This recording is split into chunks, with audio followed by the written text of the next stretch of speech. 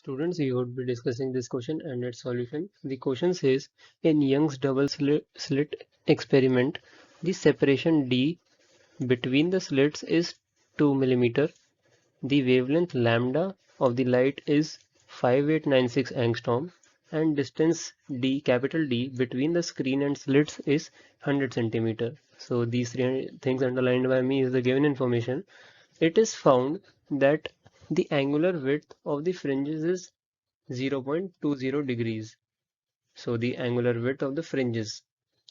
To increase the fringe angular width to 0.21 degree with same lambda and capital D, the separation between the slits, which is small d, needs to be changed to, it was 2 millimeter, so 2 millimeter to 1.8 millimeter, 1.7 millimeter, 2.1 millimeter, and 1.9 millimeter.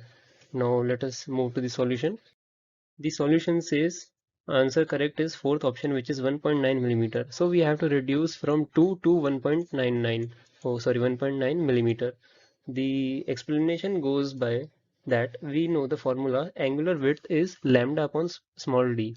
So here the angular width is the angular width of the fringes obtained on the screen. Alpha is, oh, sorry, lambda is the, sorry for the mistake. This is lambda. Lambda is the wavelength of the, which was given 5896 angstrom, 5896 angstrom, and small d is the distance between the two slits. So 0.20 degree is equals to lambda upon 2 mm. But now we have to calculate the d for 0.21 degree, and alpha is also given. This is we have to calculate. So putting on the values, or we can say comparing both the equations, we get d is equals to 1.9 millimeter. To increase the angle by 0.01 degree,